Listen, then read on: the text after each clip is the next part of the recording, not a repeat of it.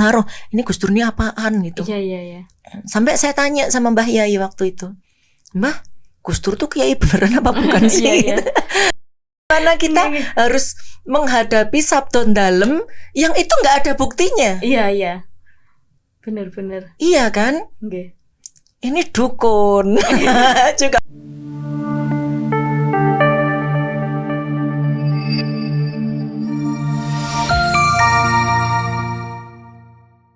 Bismillahirrahmanirrahim. Assalamualaikum warahmatullahi wabarakatuh. Waalaikumsalam warahmatullahi wabarakatuh. Nah, teman-teman semuanya, jumpa lagi bersama saya Dailatul Nasoha. Untuk podcast kali ini kita kedatangan tamu yang sangat luar biasa. Ya. Assalamualaikum, Bu Yaiku. Waalaikumsalam warahmatullahi wabarakatuh. Nah, sebelum kita mulai, kita ada jargon Bu Nyai. Bunda ya, Bunda. Bunda, kita ada jargon santri cendikia, santri menginspirasi. Nah, bagaimana kabarnya Bun? Alhamdulillah luar biasa. Insyaallah ya, alhamdulillah beliau teman-teman. Ini kita datangkan jauh-jauh dari Jawa Tengah, dari Kendal ya Bun. Dari Weleri. Nah, beliau ini bentar lagi mau ulang tahun ya, tanggal 22 Maret. Asik. Nah, beliau ini alumni dari Universitas Gadjah Mada Yogyakarta, jurusannya Sosiologi Visipol nggih. Visipol, keren banget beliau ini.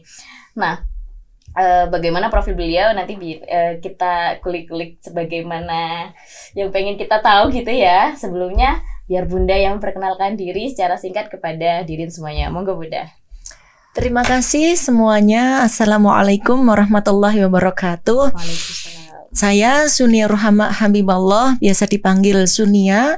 Kalau anak-anak santri-santri kami manggil saya Bu Sunia atau Bunda begitu. Nggak ada yang manggil saya Bu Nyai atau Bu Ustadzah gitu. Seperti itu. Nah, teman-teman, beliau ini merupakan entrepreneur batik. Nah, beliau juga sebagai pengasuh ya, pengajar PPTQ Al Istiqomah Weleri Kendal Jawa Tengah. Masya Allah. Beliau juga sebagai petani, sebagai ini juga ya bisnis di properti nggih. Narasumber seminar-seminar dan juga beliau tentunya sebagai penceramah agama. Nah, beliau juga banyak prestasinya. Saya lihat dulu di contekannya ya Bunda karena banyak banget ya. Sebelumnya itu beliau aktif di organisasi sebagai koordinator jaringan Gus Durian Kendal. Beliau juga sebagai penasehat Sri Kandi Pemuda Pancasila Kabupaten Kendal. Masya Allah ya, masih 2 ini. Penasehat Yayasan Gerak Peduli Kendal dan pengurus keluarga alumni Gadjah Mada Cabang Kendal. Masya Allah ya. Nah, tadi beliau juga sebagai penceramah agama, yaitu mengisi rutinan Yasin Tahlil bersama Persatuan Mahasiswa Universitas Terbuka Hong Kong. Wah, beliau sudah go internasional ya. Juga sebagai pengisi rutinan perempuan dan permasalahan kontemporer bersama Gabungan Migran Muslim Indonesia. Wow. Beliau juga sebagai penceramah di pengajian online mengupas kita karya ulama Kendal. Nah, beliau juga sebagai narasumber seminar. Nah, ini banyak banget ya, saya bacakan yang pertama. Narasumber seminar menguatkan fikih Indonesia untuk kemaslahatan bangsa di UNU Jepara di Maret tahun 2015. Beliau juga sebagai narasumber The International Young Women Muslim Forum tahun 2018 di Jakarta. Beliau juga sebagai narasumber seminar di pengaruh Islam pada batik di Perpusnas Jakarta November tahun 2019. Banyak banget ini ya pemirsa.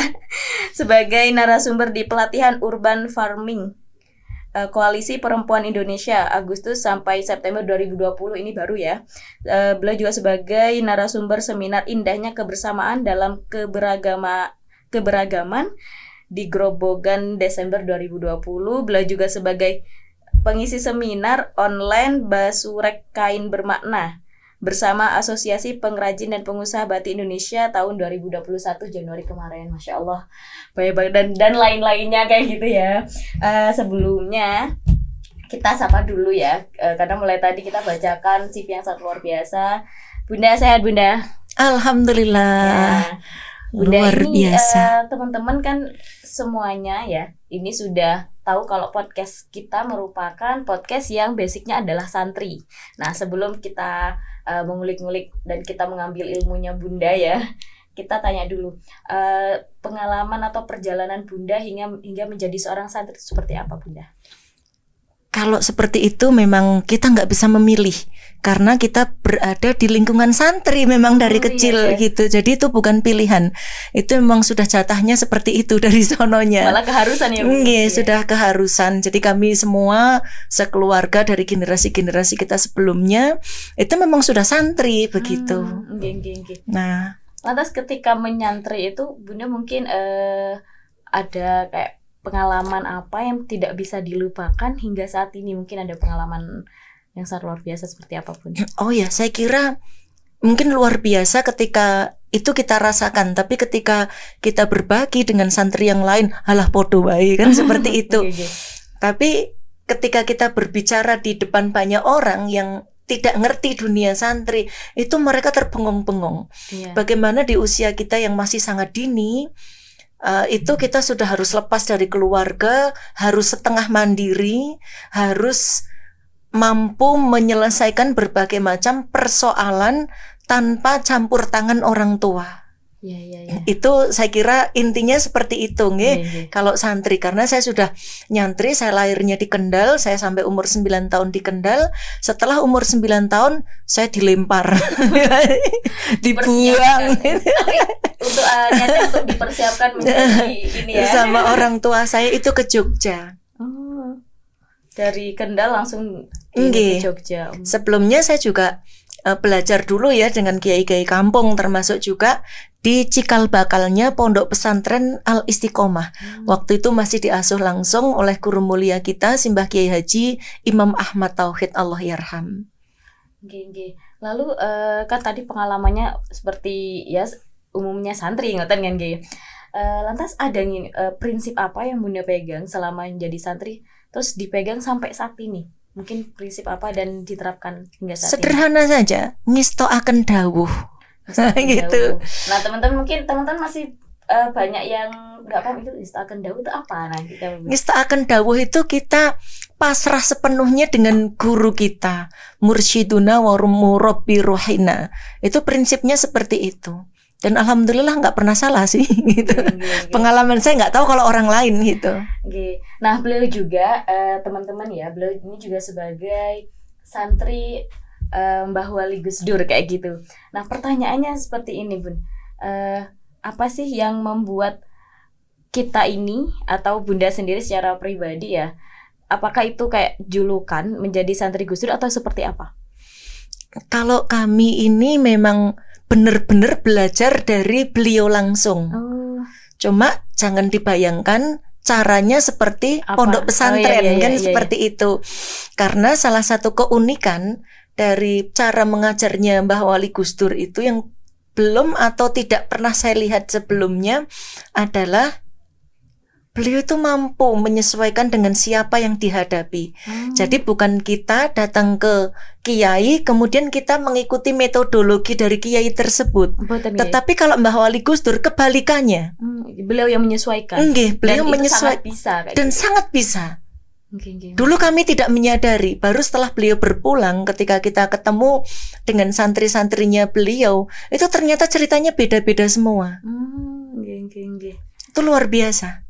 Dan memang kalau misalkan saya pun kalau misalkan lihat cuplikan-cuplikan Gus Dur kayak gitu, itu padahal kan beliau dauhkan itu tahun berapa, tapi terbuktinya sekarang kayak gitu. Itu Masya Allah sekali ya, kayak bisa memprediksi masa depan katanya. Iya, itu buat jenengan ya. Lu gitu kan, mengagumi gitu. Kami apa kabar judulnya Konslet Berjamaah. Karena bagaimana kita harus menghadapi sabdon dalem yang itu nggak ada buktinya. Iya. Benar. Iya kan? Ini dukun juga bukan kan gitu. Iya. Itu kalau dibilang ramalan, kayaknya nggak mungkin gitu. Tapi maka terbuktinya sekarang. Lah iya.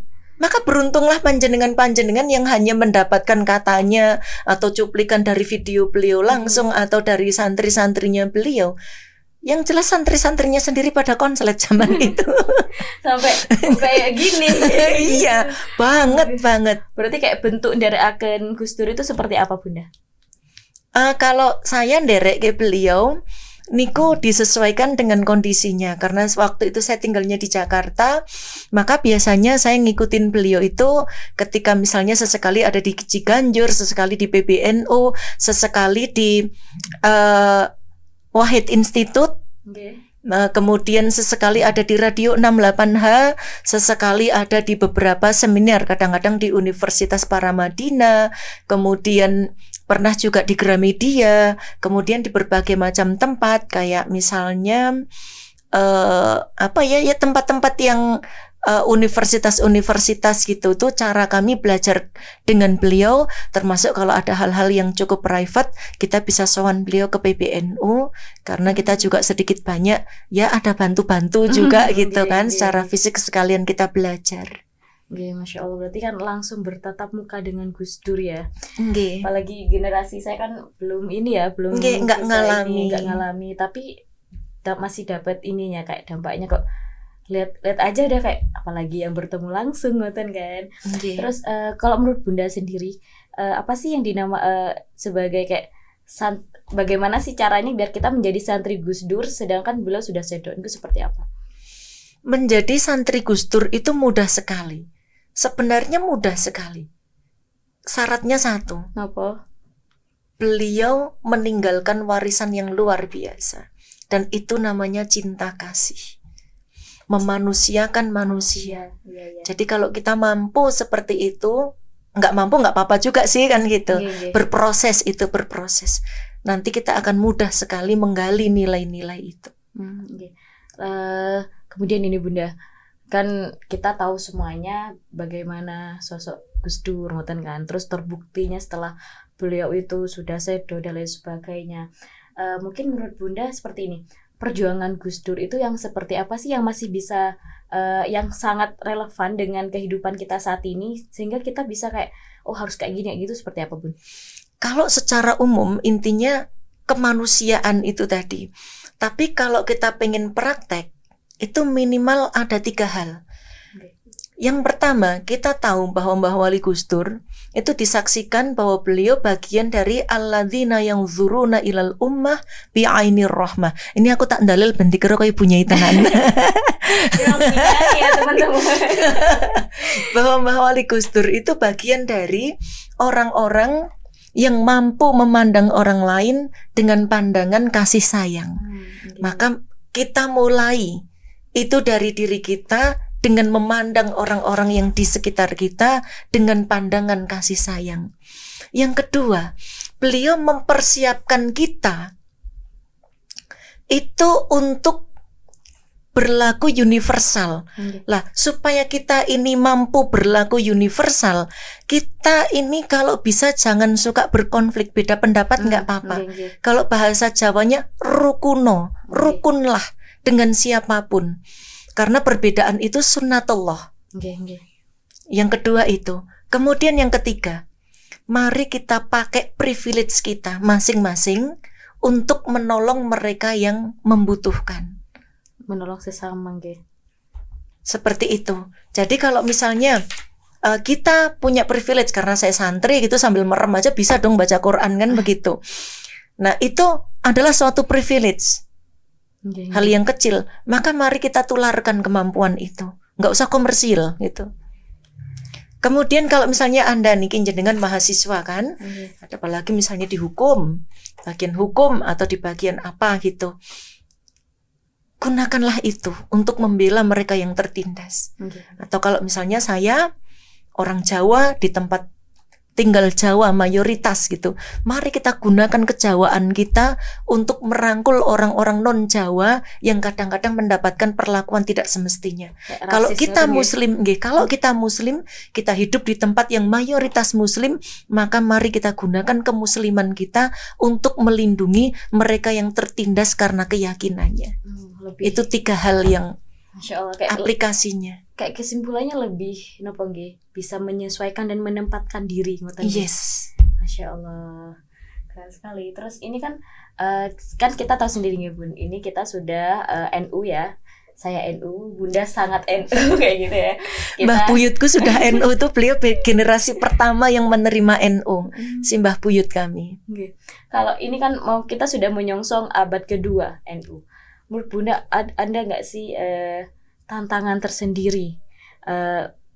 Kita nih sebagai orang NU, terus juga tadi dapat nasihat-nasihat kalau Gus Durian sebagai Gus Durian kayak gini. Nah, untuk menyongsong abad kedua NU dengan problematika zaman yang sekarang ini seperti apa, Bun? Sebenarnya nggak ada ya, tantangan itu sebenarnya nggak ada. Yang membuat itu menjadi tantangan itu kan kelakuan kita sendiri. Sudah jelas di dalam Al-Quran. Niku disebutkan ya ayyuhan nas inna khalaqnakum min dzakarin wa untha wa ja'alnakum syu'uban wa qabaila lita'arafu. Kemudian digarisbawahi sama Gusti Allah, inna akramakum indallahi atqakum. Nah, itu dibaca di mana-mana tapi ya enggak dilaksanakan gitu. Yang bisa begitu ya cuma NU. Makanya NU dituabrai kemana sama siapa-siapa. Ya enggak apa-apa juga kan gitu. Sebenarnya kalau kita berada di rel itu ya damai. Tapi justru itu yang kemudian menjadi tantangan. Padahal itu sudah diajarkan oleh Nabi kita Kanjeng Nabi Sallallahu Alaihi Wasallam 15 abad yang lalu. Jadi ini sebenarnya kita ini umat apaan sih gitu. Ini menunjukkan bahwa Al-Quran itu terlalu maju untuk umatnya sendiri sebenarnya. Wong pesannya itu sudah dari kapan tahun gitu. Sampai sekarang kita untuk pelaksanaannya juga nggak paham-paham gitu. Dan malah justru sebenarnya itu semakin update. Bagaimana ketika Nahdlatul Ulama, karena di antara keseluruhan yang mampu melaksanakan dengan segala kekurangannya itu adalah Nahdlatul Ulama, maka kita tahu bahwa NU itu menjadi rujukan akhirnya kan. Iya. Maka itu menjadi sesuatu yang cukup aneh gitu. Kalau jenengan pengen tahu bisa bertanya kepada para ulama dan juga pengurus yang ada di PBNU atau PWNU. Kalau saya ini kan cuma remahan di pojokan kaleng biskuit aja gitu. Saya sama sekali tidak merepresentasikan dari Nahdlatul Ulama itu sendiri. Saya hanya belajar hanya sekuku hitam dari apa yang saya pahami dari NU. NU jauh lebih universal lagi. Karena memang yang sering ini juga sering saya dengar dan sering baca kayak gitu, Bun. Semakan NU pada waktunya. Pasti gitu, itu biidznillah. Ya, untuk waktunya kapan? Nah, itu abad kedua. Satu tahun lagi. Terus ini, Bun, kayak kan ini juga, Bun, kayak misalkan agama yang ada di Indonesia itu yang diperjuangkan oleh Gus Dur itu kan ada yang Konghucu ngoten nggih, Bun. Nggih. Ya, Konghucu. Sampai orang-orang tuh mengeluhkan Gus Dur dan lain sebagainya ngoten nggih. Kalau Bunda sendiri selain itu perjuangan Gus Dur apa sih yang kayak tetap melekat sampai saat ini, sampai kayak oh iya ya ngoten, apa, Bun? Tidak ada perjuangannya Mbah Wali Gus Dur yang tidak melekat. Semuanya melekat. Iya. Masya Allah. Karena apa yang beliau lakukan, kenapa seperti itu? Karena salah satu perbedaan Mbah Wali Gus Dur dengan berbagai macam tokoh yang lainnya adalah pada saat beliau melakukan pembelaan itu beliau betul-betul hadir secara fisik di tempat yang beliau bela. Oh iya. Itu yang tidak bisa dilupakan orang. Dan beberapa di antaranya saya ikut mendampingi kan seperti itu. Itu yang kalau orang cintanya sama Mbah Wali Gus Dur itu tidak terperikan sampai seperti itu ya karena mereka betul-betul bersentuhan dengan Mbah Wali Gus Dur. Jadi bukan sekedar dibela di wacana, di tulisan atau di atas podium. Enggak, betul-betul rawuh di tempat kejadian. Dan sebenarnya ada loh di luar Konghucu agama yang waktu itu sedang dibicarakan sama beliau untuk diakui oleh negara secara resmi, yaitu agama Bahai. Cuma belum selesai prosesnya, nggak ngerti sampai sekarang tidak terlaksana. Bahai? Agama ini apa niku? Maksudnya Bahai ini lebih ke aliran apa? Saya sendiri kurang paham ya, dan nggak pengen memahami juga. Baru dengar ini dari Bunda Bahai. Ada. Jadi itu PR yang tidak terselesaikan sampai sekarang. Karena kalau bukan Gus Dur, kayaknya nggak akan selesai, Bang. Entahlah. Kan biasanya seperti itu. Berarti kayak PR terbesar untuk kita nih sebagai generasi Z kayak gitu kan Bun. Berarti PR terbesar kita adalah bagaimana kita mengimplementasikan apa yang sudah Mbah Wali Gus Dur ini ajarkan kepada kita, seperti itu ya Bun ya. Nggih, leres Oke. sekali. Berarti kalau misalkan ada yang mengatakan begini, "Loh, aku kan bukan termasuk santrinya Gus Dur, apakah aku masih bisa mendapat karomahnya beliau?" Nah, itu gimana kalau kayak gitu Bun? Ya bisa dong, beliau itu kan milik bangsa Indonesia, milik kita semua. Gini. Kami aja tidak marah ketika orang yang tidak bertemu dengan Mbah Wali Gus Dur mengklaim saya santri Gus Dur. Ya kami iya, kalian santri Gus Dur. Semuanya, Kalian ya. anak ideologisnya Mbah Wali Gus Dur. Mari kita bergandengan tangan bersama. Jadi kita nggak alergi dengan hal-hal yang kayak gitu. Masya Allah. Terus Bunda sendiri kan sudah masuk di tadi kan sebagai ini ya, koordinator Gus Durian dan lain sebagainya. Kayak awal mula Bunda langsung kayak jatuh cinta sama Mbah Wali Gus Dur ini seperti apa Bun? Akhirnya kayak oh iya, ini yang saya idolakan, itu seperti apa Bun? Itu saya pertama kali hanya katanya Mbah Yai saya. Dulu saya tidak suka sama Mbah Wali Gus Dur karena aneh sekali kan orangnya. Iya. Saya hidup di Jakarta. Di sana ini sambil promo nama ya. Oke. Ada koran Oke. harian itu namanya Kedaulatan Rakyat kalau di Jogja. Itu ya isinya kalau berita Mbah Wali Gus Dur di era-era itu ya nggak bagus gitu. Dan saya waktu itu masih SMP, SD kan sudah suka membaca gitu. Kan isinya nggak ada yang bagus karena Mbah Wali Gus Dur kan suka menentang Pak Harto. Kemudian statementnya itu yang ngawur gitu kan, dianggapnya seperti itu pada masa itu, ngawur, kontroversi gitu, menentang kadang-kadang dianggapnya orang tua apa yang beliau sampaikan itu selalu berbeda. Kita juga terpengaruh, ini Gus Dur ini apaan gitu. Iya. Sampai saya tanya sama Mbah Yai waktu itu, Mbah, Gus Dur tuh kiai beneran apa bukan sih? Iya. Meragukan kayak gitu ya. Iya.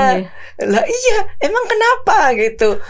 Si guru saya itu santri langsungnya Mbah Hasyim As'ari. Jadi saya alhamdulillah masih ketemu langsung dengan generasi yang sangat sepuh seperti itu. Beliau kemudian gini, "Lo ada apa gitu? Lo Gus Dur kok begini. Saya cerita gedabrus itu kan. Terus beliau, oh nggak begitu cara melihatnya. Gus Dur itu ngalim-ngalimi wong ngalim zaman iki. Gus Dur itu orang yang sangat alim di zaman sekarang ini. Kalau orang seperti Simbah ini dibongkok itu diikat, dijadikan satu. Orang seperti Mbah ini jumlahnya 1000 diikat dijadikan satu. Itu tidak ada sekuku hitamnya Gus Dur. Masya Allah. Itu persaksiannya beliau. Langsung saya wow gitu kan. Iya. Nah gitu. Nah, kalau begitu saya pengen dong ketemu dan belajar langsung sama beliau. Ya boleh, ngoten. Oh, dari situ ya, berawal dari kalau bisa dikatakan berawal dari benci terus jadi cinta kayak gitu. Karena dari transisi dari benci jadi cinta itu karena ada klarifikasi di situnya ya. Iya, Ada, karena tak kenal maka tak sayang itu iya, makanya tadi. setelah kita kenal kayak sayang kayak gitu ya. Jadi kalau ada yang mengatakan tak kenal maka enggak jadi. Masya Allah. Terus ini Bunda ini kan juga sebagai ini ya entrepreneur batik. Jadi beliau ini selain pengasuh pondok, beliau ini juga sebagai entrepreneur. Jadi tidak melupakan emang jadi entrepreneur ini sudah kesukaan atau seperti apa Bun? Dari kecil memang sudah suka. Saya dari SD itu kalau ke sekolah bawa makanan gitu kan dijual. Oh. Jadi kalau teman-teman istirahatnya main-main, kalau saya jualan. Oh, sudah pengusaha muda dari sejak dini kayak gitu ya. Ya karena kepepet keadaan sih sebenarnya gitu. Iya. Akhirnya terbentuk mental pengusahanya. Saya kuliah. Itu kalau jeda waktu kuliah atau pas hari nggak kuliah, itu saya ngambilin makanan-makanan gitu dari tetangga-tetangga, ada roti, ada bakpia kan kita di Jogja itu tak ider gitu, pakai sepeda jalan ke kampung-kampung gitu, kita nyetori ke warung-warung sampai seperti itu. Emang suka gitu. Dan buatan gengsi. Nyapanya yang mau digengsikan? Kan ada kan kalau mahasiswa nih gitu ngapain jualan nih, enggak banget ngoten kan. Nih, saya bisa apa-apa, bisa kuliah nggak minta sama orang tuaku ya dari itu gitu. Waduh, keren ya. Gitu. Keren, Rek. Iya. Awal mulanya entrepreneur di bidang batik itu kenapa enggak yang bidang lain? Kenapa harus batik Bun? Ya kebetulan aja sih, kebetulan yang itu bukan kebetulan gitu, sudah diatur sama Gusti Allah, cuma ngepasi momen-momennya aja. Jadi itu bagian dari sesuatu yang nggak bisa kita analisis gitu. Jadi dari kecil memang saya itu suka batik. Mbah saya itu pecinta batik sejati, luar biasa. Kemudian dari kecil saya belajar dari beliau, dikasih tahu ini nama motifnya ini begini, sampai sedetail-detail umat kayak gitu itu. Jadi saya senang dari dulu suka pakainya batik gitu. Sampai kemudian kalau kita pakai batik gitu kan, kalau ditanya pada sebelum tahun 2009 orang kalau pakai batik kemana-mana itu dibilang mau kondangan kemana, Iya. kayak bulura gitu, gitu. Bener. Iya kan. Sekarang gitu. udah Nah tren, ya. pada masa itu kayak gitu. Nah saya sudah memulainya. Kemudian tahun 2009 bulan Oktober itu pas era pemerintahannya Bapak Presiden SBY, batik diakui sebagai warisan dunia oleh UNESCO. Kan saya sudah ngerti batik tuh. Saya suka ngasih tahu teman-teman itu bukan batik asli loh, itu batiknya palsu itu. Itu namanya cuma kain printing motif batik, itu bukan batik gitu. Kemudian teman-teman kalau mau beli batik itu titip sama saya, kan saya tinggalnya di Kendal. Kota batik itu Pekalongan gitu. Kalau batik saya kan asli-asli itu bagus-bagus, yang handmade gitu. Nah terus lama-lama teman-teman bilang, kenapa bukan kamu aja yang jualan gitu? Jadi setiap saat nggak usah nitip, kan barangnya ada gitu. Langsung dari tangan pertama. Langsung duing. Jiwa pedagangku meronta-ronta. Iya benar. Karena memang kalau menjadi pengusaha atau lebih ke entrepreneur apapun itu memang harus benar-benar tahu peluang, harus bisa baca peluang kayak padahal gitu. waktu itu saya masih jadi eksekutif editor di salah satu majalah nasional di Jakarta sana. Terus tapi nggak tak tulis di situ karena sudah enggak sekarang. Gitu. Tapi kan pengalaman kayak gitu. Pengalaman. Terus ini juga tadi Bunda menuliskan kan sebagai petani. Nah itu petani apa Bun? Petani pemilik lahan. Petani pemilik lahan. Nggih. Itu seperti apa Bun? Salah satu keresahan kita niki bahwa petani itu jumlahnya berkurang. Karena apa? Karena petani itu satu dianggap tidak menjanjikan, tidak bergengsi. Kemudian kita seperti tidak memiliki regenerasi untuk petani. Jadi orang kalau bertani itu kan karena terpaksa. Jadi ketika orang tua menyekolahkan anak itu supaya tidak jadi petani lagi. Jadi ketika orang tuanya meninggal, ada lahan pertanian dijual. Jarang sekali ada yang diwariskan, tidak dipertahankan lah. Biasanya orang yang membeli ini adalah pengusaha-pengusaha. Kemudian dilakukanlah alih fungsi lahan. Dikaplingkan atau dibuat jadi perumahan atau bagaimana. Iya, betul sekali. Kemudian di sini muncul keprihatinan kita lah, kalau seperti ini terus bagaimana ke depannya. Makanya kemudian kita kalau pas kita punya uang gitu, kita beli sawah, kemudian kita bagi hasil sama yang menggarap. Syarat yang menggarap adalah orang lokal yang memang tinggal di situ. Jadi untuk pemberdayaan orang lokal di situ untuk pemberdayaan, dan saya menolak kalau disewa. Saya mau itu bagian dari pemberdayaan. Artinya kalau itu rugi kita tanggung bersama, kalau kita untung mari kita berbahagia bersama. Jadi kalau misalnya sewa di depan sekian, nanti kalau pas gagal panen, pas apa itu saya tidak mau. Jadi itu memang bagian dari kebersamaan kita dan menjadi silaturahim kita. Lagi-lagi tentang memanfaatkan peluang yang ada kayak gitu ya, bisa baca peluang. Ini kan tadi dari entrepreneur, terus petani, yang dilatar belakangnya oleh bisa baca peluang terus dimanfaatkan, tapi juga bisa dibarengi dengan ilmu-ilmunya beliau kayak gitu. Nah kalau di properti ini seperti apa Bun? Nah kita membeli berbagai macam lahan, kadang-kadang kita ikut menjualkan, kan modalnya cuma abab doang gitu. Kalau yang itu kadang-kadang kita juga kalau misalnya tempatnya strategis bagus, kita ada rezeki, kita ambil dulu. Nanti kedepannya kita nggak ngerti kan, karena contohnya saya sendiri dan juga garwo kita, suami kita itu kan dibesarkan oleh orang tua, tapi nyatanya ketika kita sudah berkeluarga, apa yang terjadi? Ikut kita membangun peradaban sendiri, nggak ngikut orang tua. Apa yang akan terjadi? Ya anak-anak kita juga akan melakukan hal yang sama. Maka semampu kita bersiap-siap. Jadi dengan yang kita miliki itu, saya pengen tumbuh menua dengan mandiri. Tumbuh menua dengan mandiri. Wah, ini jargon ini, tulis dulu. Ketika nanti anak-anak kita, anak saya banyak, santri saya banyak, tapi itu tidak menjamin hari tua saya, kan seperti itu. Kita nggak ngerti masa depan kita seperti apa. Jadi tidak ada salahnya ketika kita bersiap-siap. Mungkin saya jadi nenek-nenek atau mbah buyut gitu kan, tapi saya masih berdaya. Iya benar-benar. Ketika kita di usia pensiun misalnya, barangkali kalau saya masih belum pikun gitu, mudah-mudahan enggak kita masih tetap mengabdi ke masyarakat untuk mulang Quran itu untuk bermanfaat. Itu kan tidak ada duitnya kan, dan memang itu sudah dipesan sama guru kita untuk tidak menarik uang dari masyarakat dari itu. Makanya kita entrepreneur itu harus kerja sendiri. Kemudian saya nggak ngerti nanti kedepannya bagaimana, tapi kalau hayalan saya sekarang nggak tahu besok tempat-tempat yang strategis ini saya pertahankan, tidak kita jual. Saya ingin mengembangkan itu untuk kos-kosan misalnya. Karena salah satu hukum sunnatullahnya, jumlah manusia semakin bertambah, tapi buminya tidak dimelarkan sama Gusti Allah. Jadi tanah itu nilainya naik terus kan gitu. Kalau saya jual kan hilang gitu, paling kita dapat duit. Tapi kalau kita bangun sebagai kos-kosan, nanti kalau sudah saya nenek-nenek, sudah tidak bisa bekerja, lah itu nanti bisa menjadi penghasilan untuk kita tanpa kita harus bergantung kepada anak-anak kita yang mereka juga sudah punya tanggung jawab untuk anak-anaknya.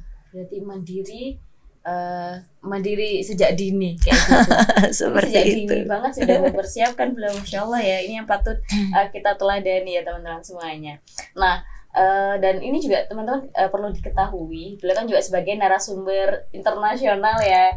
Kapan hari saya pernah sowan ke dalam beliau dan ikut serta, walaupun saya agak ketiduran ya. Iya, beliau ngisi itu untuk TKW nggih atau Majelis Syifaul Qulub Taiwan. Oh, Taiwan. Jadi para Negeri TKW. Formosa, nggih. Karena saya nggak bisa bahasa Mandarin, nggih.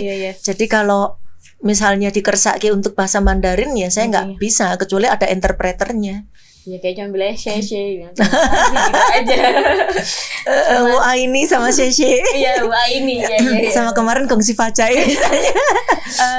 Lantas kayak kok bisa menjadi kayak awal mulanya sehingga dipercaya untuk ini kan berkelanjutan menjadi narasumber yang skalanya internasional, itu awal mulanya dari mana, Bunda? Itu istilahnya kedok tular dari mulut ke telinga. Bukan dari mulut ke mulut. Kalau mulut ke mulut mah cipok-cipokan itu. Dari mulut ke baru ya. Baru. Oh iya. Dari mulut ke telinga. Itu dari ketok tular. Ketok tular ya. Malu orang Madura. Bahasa Madura. Kalau Maduranya apa itu? Apa ya? Apa? Lu udah ngaku-ngaku orang Madura itu hebat-hebat loh. Iya. Itu dari teman-teman aja, karena memang itu kan panggilan jiwa kita sendiri gitu. Orang barangkali merasa cocok dengan kita atau dari pergaulan gitu nggih. Biasanya kan ada yang mohon maaf jatuh bangun terus susah meluangkan waktu gitu. Kalau kita memang sudah punya komitmen, ya udah dijadwalkan aja gitu. Dan itu sudah niki kalau tidak salah masuk tahun ketiga niku. Masya Allah. Dan kita berusaha sak nggon-nggone dimanapun tempat gitu. Kayak kemarin di ruang tamu. Kadang-kadang kalau pernah juga loh kejadian waktu saya tunas temu nasional Gus Durian di Jogja. Ya sudah, kita medal dulu yuk, kita ngaji dulu sama orang-orang di Hong Kong gitu. Kadang-kadang saya bertamu di rumah adik saya misalnya, ke rumah siapa gitu.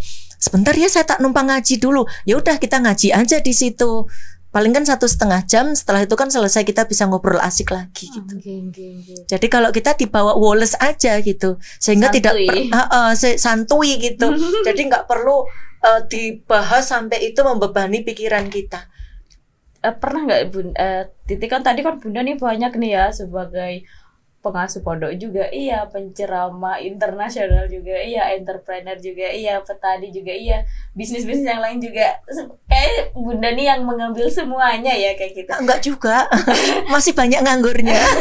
Cara bagi waktunya gimana Bun? Enggak usah dibagi, jalanin aja. Oh gitu. Karena saya memang manajemen waktunya buruk sekali. Saya itu untuk mencapai seperti sekarang ini agak sebenarnya kesulitan. Karena apa? Karena mohon maaf nih, kecerdasan emosional saya itu rendah sekali. Nah itu kalau kecerdasan intelektual saya di atas rata-rata, jadi jomplang. Di situ kemudian saya menyadari dan mau belajar. Jadi gitu. memang sudah jalanin aja kayak gitu. Dijalanin aja, yang penting kita ngalir, kita mau belajar gitu. Tapi pernah nggak Bun titik dimana kayak udah kayak merasa capek banget terus kayak gini ya gitu, pernah nggak Bun? Enggak, karena kita menikmati. Intinya dinikmati aja. Masalah itu datang kadang-kadang tidak butuh solusi. Kadang-kadang dia datang menyapa kita supaya kita tetap menundukkan hati, menundukkan diri dan merendahkan hati kita. Itu aja. Bisa buat status itu nanti di medsos. Ini saya sudah tulis ya. Jadi masalah itu datang mungkin hanya sekedar menyapa kita gitu. Bahwa di atas kita itu ada Gusti Allah gitu. Iya ya, apalagi biar kita nggak jumawa, itu aja, nggak butuh jalan keluar kok. Ya apalagi yang sosokan galau nih, wah. Kayak curhat ya. Curhat dong, Ma. Iya, jadi apapun itu ya udah jalanin, terus lakukan semuanya dengan ikhlas kayak gitu, diniatin karena Allah aja gitu. Nah teman-teman ya, ini ada yang hal menarik dari Bunda, ini juga belum pernah dibahas sebelumnya ya Bun. Bunda ini juga sebagai penari sufi teman-teman. Nah itu, dan itu yang tersenior gitu kan, tersenior gitu ya Bun di daerah Kendal atau di se-Jawa Tengahnya Bun? Setahu saya di Kendal. Mungkin kalau yang se-Jawa Tengah ada yang lebih senior dari saya, Mbah Yai Budi Harjono itu lebih senior daripada saya.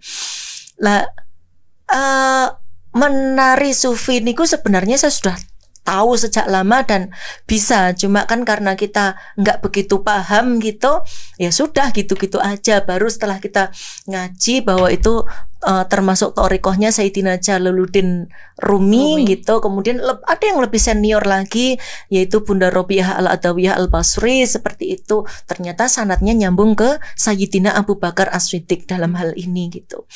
Nah, pernah saya menjadi satu-satunya penari sufi di Kendal. Kemudian saya disadarkan oleh keadaan bahwa nih kalau tiba-tiba saya kapundut nggak ada gitu. Ini kan satu ilmu hilang gitu. Kemudian ayo kita ajarkan ke anak-anak kita, generasi. Maka alhamdulillah sekarang sudah ada kurang lebih ada 200 orang yang terkumpul di komunitas tari sufi di Kendal. Itu ada komunitasnya sendiri. Tidak semuanya belajarnya langsung dengan saya, nggih. Ada yang belajarnya dari Mbah Yai Budi Harjono, kemudian santri-santrinya beliau ada, atau santri saya yang ngajarkan ke yang lain gitu. Mau buka cabang di Malang Bun? Kayaknya di Malang ada juga. Itu se-Indonesia. Khusus Bunda. Bunda yang nanti ini kan. Boleh. Ayo. Saya ke Kendal mau belajar sufi. Atau kapan-kapan kalau pas aku ke Malang lagi, nah kita belajar tari sufi paling 3-5 kali bisa. 5 kali udah 3-5 kali. Kalau berbakat bisa, kalau nggak berbakat sampai 20 kali juga nggak bisa. Bakatnya itu yang seperti apa Bun kalau tari sufi gitu? Itu memang dari sononya. Sudah ada panggilan dari sononya, tinggal kita mengulik itu. Iya. Gitu. Kalau nggak bakat ya nggak bisa gitu. Tari sufi itu berarti harus yang benar-benar orang alim atau yang enggak? Gimana Bun? Pertama mahabbah. Tidak dibutuhkan kealiman. Iya, mahabbah dulu ya. Iya, mahabbah. Pasrah. Itu nanti kalau kita belajar dalam sains itu ada yang namanya introfi. Kan kita hukum alam sunnatullah itu berjalan melalui dua hal. Yang satu kausalitas, hubungan sebab akibat, yang satu mekanisme. Jadi nggak ada tahayul di dalam alam ini sebenarnya. Kalau itu dijelaskan tahayul macam-macam itu kan karena kita nggak ngerti aja, jadi ngarang kan gitu. Kecuali ada hal tertentu yang itu bagian dari alladzina yu'minuna bil ghaib. Nah, itu jangan dibahas secara sains, konslet lagi gitu. Iya kan, itu dua perkara yang berbeda. Nah, ketika selama itu kita berada di dalam jalur sains, jalur sunnatullah, hukum sebab akibat dan hukum mekanisme alam itu tadi, Ya sudah, kita bisa merumuskan itu. Makanya ada teori, ada teknologi, ada pengetahuan, ada apa. Tetapi di balik itu semua ada yang namanya entropi. Kalau akibat-akibat atau efek samping itu kan namanya resiko. Maka ada manajemen resiko, bagaimana memperkecil resiko, itu kan ada. Iya ya. Tapi kalau entropi ini kan nggak bisa diapa-apain. Kalau entropi itu ketidakpastian dari sebuah ketidakteraturan. Iya. Nah, itu yang kemudian di dalam tari sufi itu disebut sebagai gondelan cagak sing ora katon. Berpegangan kepada tiang yang nggak kelihatan. Makanya tari sufi ini kan melawan hukum. Iya ya. Gerakannya kan orang manusia itu dikaruniai alat keseimbangan di otak, ada yang dipasang di mata, ada yang dipasang di telinga.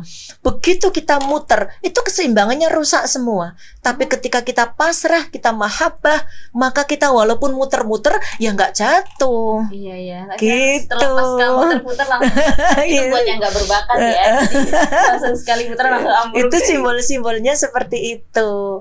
Nah itu kita mengakui bahwa di atas segalanya ada Gusti Allah yang Maha Kuasa. Jadi ketika kita muter-muter ya nggak pusing. Yang pusing itu kan yang lihat kita. Iya. Kok nggak ini gitu. Kadang nggak mari-mari ya, keren banget. Maksudnya kapan gitu kan? Mahabbah, saya cuma taunya mahabbah biasa ini ilmu gitu ya. Ya.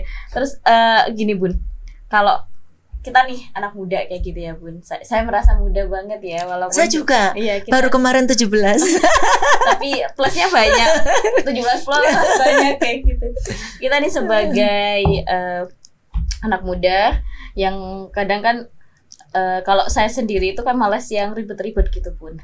Cuman kan yang diajari oleh kiai-kiai, oleh punyai-punyai kan kalau belajar itu harus ada sanad dan lain sebagainya. Terus juga kalau intinya kalau terima apapun tuh harus ada filternya. Betul. Nah, lantas gimana sih Bun caranya kayak kita tahu oh filter yang pas ini pakai ini loh gitu tuh kayak gimana Bun? No, itu sudah diajarkan sama bapaknya Mbah Wali Gus Dur, Mbah Wahid Hasyim, kita aja yang desa gitu. Sebenarnya sudah ada. Jadi kalau zaman dulu acaranya cuma begini, orang belajar, terutama waktu itu kan mondok pesantren ya. Orang mondok pesantren tuh nggak harus jadi ngalim, karena nggak semua dari kita itu bakal jadi kiai, jadi nyai. Ya sudah mondok-mondok untuk madangke ati, untuk mengasah jiwa kita. Itu aja, nggak ngalim nggak apa-apa, yang penting berakhlakul karimah. Karena nanti begitu kita pulang terjun ke masyarakat, ada yang jadi petani, ada yang jadi pedagang, ada yang jadi amtenar kalau zaman dulu. Amtenar tuh ASN zaman sekarang. Nggih, namanya amtenar. Kan seperti itu. Lah terus kalau nggak ngalim gimana? Ya kalau nggak ngerti hukum tanya kiainya aja kan selesai. Iya. Jadi nggak bisa yang diklaim bisa semuanya gitu. Karena ada bidangnya masing-masing. Iya, kalau Syekhona Mbah Yai Mustafa Bisri itu malah menjelaskan salah satu ciri orang bodoh itu bisa menjawab semua pertanyaan gitu. Gitu. Makanya jadi seperti itu. Makanya tadi mau saya sampaikan kepada jenengan, kalau kita tarik pada masa sekarang ini berkaitan dengan ilmu agama, ya sudah tinggal kita cari saja guru kita pasrahkan kepada guru kita. Kalau mau praktis kayak gitu, yang bersanad biar guru kita numpang aja sanadnya. Emang lu tahu sanad sampai Kanjeng Nabi mau jadi apa? Iya sih, benar. Misalnya seperti itu, biarin aja. Kita tinggal kalau misalnya kita mengagumi sosok Mbah Wali Gus Dur, ya sudah cari aja orang yang sanadnya ke Mbah Wali Gus Dur. Kalau jenengan misalnya di situ Bondo itu kan ada ulama itu misalnya Mbah As'ad Samsul Arifin. Emang sampean mau belajar kayak apa biar ngalim sama Mbah As'ad? Ngimpi kali ya, kan gitu. Ya sudah, kita cari orang yang sanadnya nyambung Mbah As'ad Samsul Arifin, terus kita numpang aja, nyambung aja sanadnya, kan selesai. Jadi nggak seruwet itu, Ferguson. Jadi ya teman-teman, biar kalian biar tidak salah jalan, ya langsung tanyakan kepada yang bersangkutan yang memang bersangkutannya itu ya misalkan di bidang agama, ya tanyakan kepada kiai atau guru kita kayak gitu. Jadi bukan yang masalah agama terus tanyanya sama yang bukan ahli agama, nah itu tambah sesat kayak gitu kan. Betul. Karena memang menyesatkan itu gampang loh Bun. Iya, diem aja bisa sesat kok gitu kan, berhalusinasi. Iya. Wah, ini kayak ada speechless saya dari tadi pagi dari tadi ya teman-teman. Karena memang banyak ilmu yang beliau tularkan kepada kita. Semoga itu menjadi amal jariahnya Bunda kita tercinta. Nah, beliau ini bawa sesuatu ya. Bun, ini apa bisa di ini?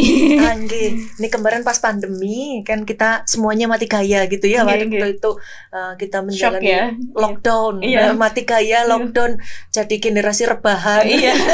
Kita pejuang kan Bun, rebahan gak kemana. Kita pejuang. Kalau dulu pejuang itu kita harus banyak bergerak. Kalau sekarang disuruh rebahan aja sudah menyelamatkan bangsa. Dunia.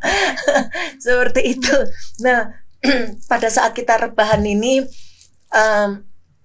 alhamdulillah di antara rebahan itu saya berhasil niki biidznillah menerjemahkan kitab I'anah al-Muhtaj fi Qissah al-Isra wal Mi'raj an-Nabi, ditulis oleh salah satu ulama Kendal, Mbah Yai Ahmad Abdul Hamid.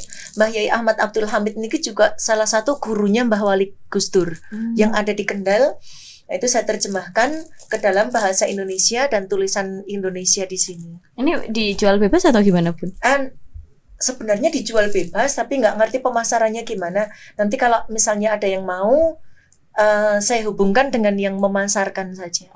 Karena bukan saya yang menerbitkan, Kita menerbitkan itu karena kita nderek al-musannifin al-mukhlasin lah, saya kan nggak bisa gitu. Lah kita numpang aja ikut karya beliau, kita terjemahkan, makanya di sini nggak ada namanya saya.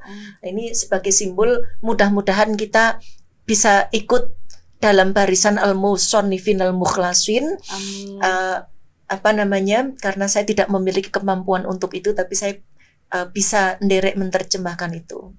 Ngoten ini saya berikan kepada Mbak Lila. Aduh, Masya Allah, ini saya terima. Waduh, ini ya, halo. Ini yang terjemahannya. Kalau niki buku cover aslinya dulu seperti ini, terus diterjemahkan menjadi seperti ini.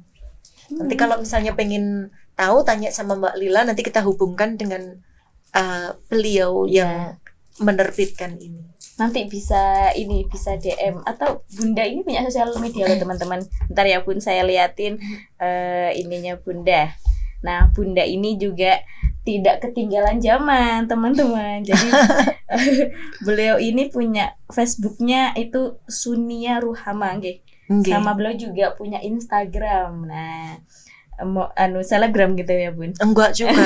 Itu cuma untuk melengkapi aja. Tapi kita banyak aktifnya di Facebook sama WA. Di Facebook. Kalau IG beliau itu di Sunia _Ruhama. Dan IG untuk yang bisnisnya ada Batik _Sunia. Beliau juga kalau di Facebooknya itu ada Sunia Ruhama, dan juga Facebook untuk bisnisnya ada Batik Sunia. Seperti itu teman-teman. Jadi beliau ini seorang istilahnya itu guru kehidupan kayak gitu. Tapi beliau belum enggak lah. Belum. Ketinggian itu. Ketinggian. Karena saking ininya saya mulai tadi tuh speechless banget kayak gitu. Dan beliau ini juga tidak ketinggalan zaman kayak gitu. Jadi ngikutin arus zaman, dan tentunya beliau tetap gaul kayak gitu ya di era, kan tetap gaul kan Bunda. Sebenarnya terseok-seok juga. Karena generasi Mbak Lila itu lebih canggih daripada generasi saya. Jadi misalnya kayak waktu remaja, saya kan nggak ngerti karena nggak ada. Saya baru pegang HP itu umur 18 tahun misalnya. Nah, sekarang anak SD aja udah pegang HP karena nggak ada gitu. Karena waktu itu saya di Jogja ya. Jadi kalau saya dari Jogja pulang kampung, itu ya HP-nya nggak ada manfaatnya. Nggak ada sinyal zaman itu. Iya, benar. Sekarang sampai pelosok-pelosok juga ada. Jadi ada wifi lagi gitu. Nggak ada wifi karena bisanya cuma buat telepon sama SMS. Iya, SMS, BBM dulu. Nggak ada, belum ada waktu itu. Iya, zamannya Bunda, zaman saya sudah BBM. Zaman saya belum ada. Waktu awal-awal artinya apa? Kita memang termasuk generasi yang harus banyak belajar. Nanti berbeda dengan anak-anak saya. Kadang-kadang saya lihat gitu kan, jari-jarinya masih kecil-kecil kayak tepung digelintiri gitu. Tapi kalau lihat itu YouTube dah keluar gitu. Ini sudah inovasi gitu. Generasi jempol itu kan. Ya, seperti itu. Kan sekarang kalau generasi jempol kata Bunda ya, sekarang itu kan bukan mulutmu harimaumu tapi Jarimu, jarimu ini yang mengantarkan bisa ke kebaikan atau justru sebaliknya. Betul sekali. Itu ya teman-teman, ini udah nggak kerasa, ini udah banyak ya kita mencuri ilmu beliau gitu. Semoga kita doakan bersama, semoga beliau selalu sehat kayak gitu ya. Amin. Jadi ini bisa menjadi amal jariahnya beliau kayak gitu ya. Amin. Biar beliau juga bisa bermanfaat untuk kita. Dan tentunya beliau ini yang bahasanya itu menginspirasi di tengah-tengah kebingungan yang ada. Maksudnya bingung itu kan ini harus gimana, tapi kan bagaimana kita bisa mencari sumbernya itu kayak gini ya, kayak gitu kan. Nah, dan teman-teman ya, ini juga kemarin kita ngobrol-ngobrol sama Bunda ini juga punya anak didik yang kita menyebutnya itu mungkin kalau di masyarakat itu dipandang sebelah mata, tapi kalau Bunda ini semuanya diperlakukan sama gitu ya. Bunda pernah ceritakan yang anak-anak Bunda yang udah Bunda anggap anak itu yang dari kalangan pemabuk, terus juga banyak tato dan lain sebagainya. Kan kalau di masyarakat itu dipandang sebelah mata, tapi sama Bunda ini semuanya dianggap sama anak, karena beliau tuh menerapkan apa yang sudah diajarkan oleh Mbah Wali Gus Dur kayak gitu kan ya. Jadi rumah saya terbuka buat siapa saja boleh datang. Untuk kepentingan apa saja. 25 jam kan. Jadi enggak 24 jam, 25 orang jam. boleh datang dengan masalah apa saja. Sampai ada gitu kan yang istilahnya memperingatkan. Ini Son, kamu tuh dimanfaatkan loh gitu. Iya. Ya saya jawabnya, ya karena saya pengen bermanfaat, kalau dimanfaatkan ya silahkan aja gitu. Iya. Ya enggak apa-apa gitu. Emang kenapa gitu? Jadi nggak ada masalah gitu. Walaupun kita tahu kita misalnya ya ada orang-orang tertentu yang memang memanfaatkan kita, ya nggak apa-apa. Katanya pengen bermanfaat. Udah selesai. Jadi kita nggak merasa langsung wah gitu kan. Iya. Jadi menariknya beliau itu selalu berpandangan positif ya. Jadi positive vibes gitulah. Jadi apapun permasalahan yang ada, Bunda tuh pakai sudut pandang yang positif gitu ya, nggak yang netting apalagi sampai overthinking tuh nggak. Bunda itu saya saya belajarnya dari Mbah Wali Gus Dur. Jadi suatu hari pernah ada orang datang ke Mbah Wali Gus Dur Niko, dia cerita terus nggak karuan gitu. Saya aja tahu kalau itu bohong. Apalagi Mbah Wali Gus Dur kan pasti tahu. Ya, baru A aja kayak bohong ini. Kita telinganya kan udah berdiri langsung tanduk kita berdiri kan. Tapi Mbah Wali Gus Dur itu begitu menghormati. Beliau tidak berubah sikap sama sekali. Iya, oh bagus gitu. Loh kita kan panas nih ya. Kita yang panas ada gitu. sesuatu yang kita kayak gitu ya. Kemudian pas orangnya pergi, terus kita protes dong. Loh Gus, itu tadi orang itu bohong sama Gus Dur gitu. Beliau jawabnya santai, iya saya tahu. Nah, terus kenapa gitu ya? Itu, ya saya tahu. Loh kenapa kok nggak dikasih tahu orangnya? Ya nggak apa-apa, saya sedang belajar dari dia.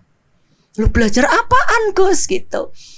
Lah ya, dia bohong aja bisa seikhlas itu. Masa saya tidak bisa ikhlas dibohongi dia? Duer langsung. Iya.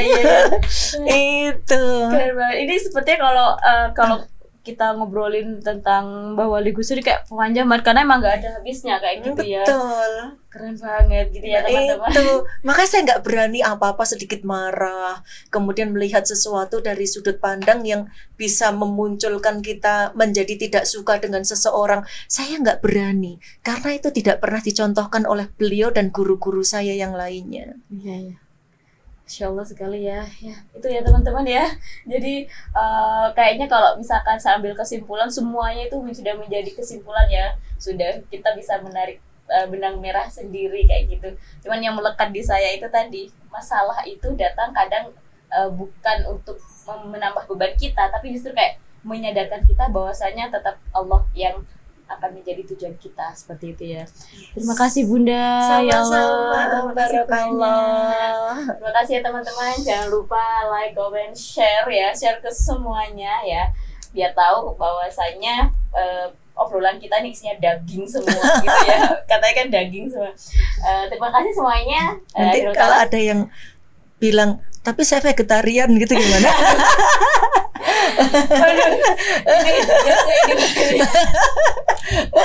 Ya, Masya Allah.